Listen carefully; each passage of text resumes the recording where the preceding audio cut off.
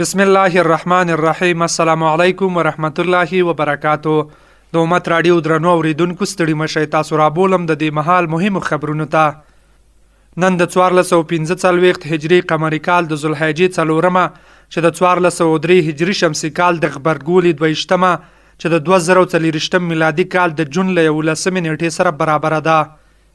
په سر کې د مهمو خبرونو سرټکی. د اسلامي امارت کابینه د کابل ښار د ماستر پلان د تطبیق پریکړه وکړه. په پکتیکا کې د 13 میلیون افغانیو په لګښت د تیلو دولتي پمپ جوړیږي. اسلامي امارت په اختر کې د تبلرونکو شکمنو څارویو له ذبح کولو ډډه وشي. اروپایي ټولنې د افغانستان لپاره 150 میلیونه یورو ځانګړي کړي.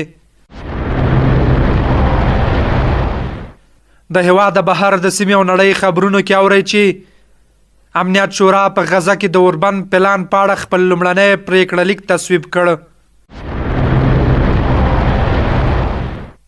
په تهران کې اور لګېدنې 50 کسان ژوبل کړي. په روسیه کې د پوهنې د وزیرانو نړیواله غونډه دوام لري.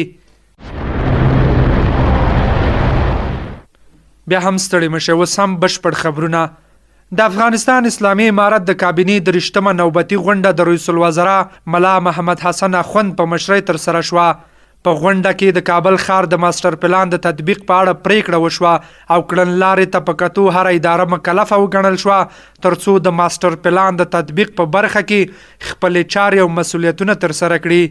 د کابینې په غونډه کې همدارنګه د کورنیو چارو وزارت ته دنده وسپارل شوه چې د هیواد په بیلابیلو ولایتونو کې چې د کومو ولسوالیو د مرکزونو د تعیین او تغییر پریکړه کیږي باید ټول هغه ارګانونه چې په تغییر شوو ولسوالیو کې اداري واحدونه لري په پلاوي کې شریک کړل شي او وروسته په ګډه پریکړه وشي.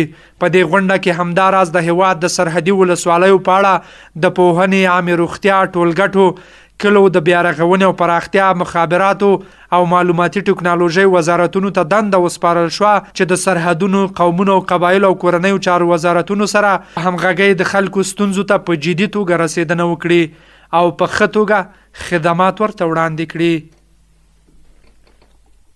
د پکتیکا ځایي مسؤلین وایي چې دغه ولایت په مرکز کې د 13 میلیون افغانیو په لګښت د تیلو انحصاري بازار د منځه وړلو په موخه د نفتو او غازو د دولتي پمپ د بنسټ ډبره کېښودل شوه.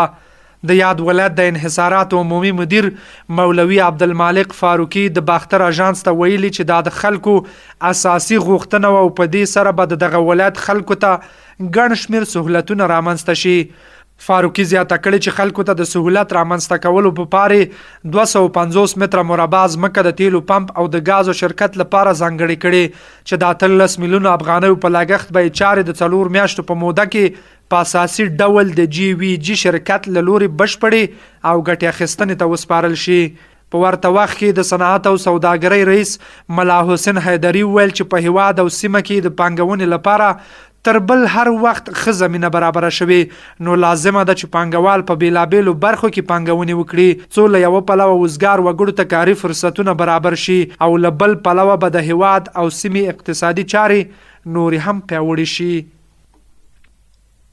د لوی اختر په مناسبت د اسلامي امارت د عامې روغتیا وزارت خلکو ته لارښوونه کوي چې د کانګو تبې یا د وینې د تبې د خپرېدو په صورت کې د تبلرونکو شکمنو څارویو له ذبح کولو څخه ډډه وکړي. د دغه وزارت ویان ډاکټر شرافت زمانوی د 2023 میلادي کال له پیله تر اوسه په تیرو 5 میاشتو کې د دغې ناروغۍ شاوخوا 203 پیښې ثبت شوي چې له امله یې 6 تنه مړه شوي دي. زمان زیاتوي چې سږ کال د تیر کال د 2 لومړیو میاشتو په نسبت د کانګو د ناروغۍ پیښې 38% زیاتې شوي دي. هغه زیاته کړې چې تیر کال په هیواد کې د کانګو ناروغۍ 1244 پیښې ثبت شوي چې له ډلې شاوخوا 100 تنه مړه شوي دي. د کانګو تبې پیښې زیاتره په دوبي کې او د لوی اختر په ورځو کې د څارویو د ذبح کولو پر مهال زیاتېږي. له امت رادیو څخه مو خبرونه دوام لري. د اروپایي ټولنې د بشري مرستو او مدني خوندیتوب بنسټ خبر ورکړی چې په افغانستان کې بشري ناورین ته په کتو 150 میلیونه یورو ځانګړي کړي دي. یاد بنسټ په یو خبره کړي خبرپاڼه کې لیکلي چې په افغانستان کې د بشري وضعیت له امله اروپایي ټولنې په دغه هیواد کې د قحطۍ ګواښ د مخنیوي په موخه د بیړنیو مرستو زیرمه فعاله کړې ده. د خبرپاڼې له مخې د دغه پیسو له ډلې به 126 میلیونه یورو په افغانستان کې دننه څه باندې 11 میلیونه یورو به په پاکستان کې او نږدې همدومره به په ایران کې د افغان کډوالو د اړتیاو په پوره کولو او دغه راز د ناورینونو پر وړاندې د چمتووالي په تیاري ولګول شي. یاد بنسټ زیاته کړې چې د اروپایي ټولنې مالی مرستې به د زیانمنو ټولنو د اړتیاو پوره کولو لپاره دوام ومومي. پروان کې د نړیوال بانک په همکارۍ د اوبو رسولو څو شبکې جوړیږي. د اوبو رسولو د څو شبکو په جوړېدو سره به په پروان کې 2000 کورنۍ د څښاک پاکو اوبو ته لاسرسی پیدا کړي. باختر دولتي اژانس د پروان ولایت د کلو د بیا جوړولو او پراختیا د رئیس عبدالصمد صادق له قوله خبر ورکړی چې دغه شبکې به د شیخ علي، کوه صافي، جبل سراج او سیاګرد ولسوالیو کې د نړیوال بانک په همکارۍ جوړ شي. ځایي مسؤلین وایي دغه ولسوالۍ د وچکالۍ له سخت خطر سره مخ دي او دا شبکې د اوبو د کمښت د مخنیوي په هدف جوړیږي. په ګڼو ولایتونو کې وروستیو سیلابونو د ځاني زیانونو ترڅنګ د اوبو سرچینې او د اوبو رسولو شبکې هم زیانمنې کړي دي. ملګري ملتونه وایي افغانستان د نړۍ یو له هغو 10 هیوادونو څخه دی چې د اقلیم د بدلون له امله زیانمنونکي دي. او د کورنیو خبرونو وروسته دا چې د پروان ولایت په سیاګرد ولسوالۍ کې د 200,000 ډالرو په لګښت د پایپونو د تولید یوې کارخونې فعالیت پیل کړ. د دغه کارخونې د پرانستلو پر مهال د سیاګرد ولسوال مولوي غلام محمد جراح وویل چې دغه کارخونه د یو سوداګر له لوري جوړه شوې ده. مولوي جراح زیاته کړه د اقتصاد د پیاوړتیا او ځوانانو ته د کارموندنې په موخه پانګونې کړي او له نورو پانګوالو څخه یې هم وغوښتل چې په بیلابیلو برخو کې پانګونې وکړي. په ورته وخت کې د دغه کارخونې مسؤل حاجي قنداغه وایي چې د پایپ کارخونې له جوړېدو څخه یې موخه د خلکو د اقتصاد وده، د کورنیو تولیداتو لوړول او ځوانانو ته د کار پیدا کول دي.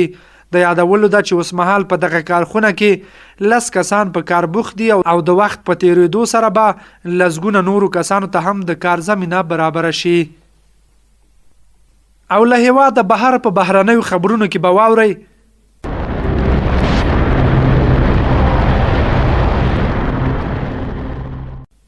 د ملګرو ملتونو امنیت شورا په غزه کې د اسرایل او حماس ترمنځ د اتمیاشتنۍ جګړې د پای ته رسولو لپاره د اوربند د پلان په اړه خپل لومړنی پریکړه لیک تصویب کړ. د ملګرو ملتونو د دغه پریکړه لیک طرحه د امریکا د ولسمشر جو بایدن لخوا وړاندې شوې او په خبره اسرائیل له وړاندې دا طرحه منلې ده.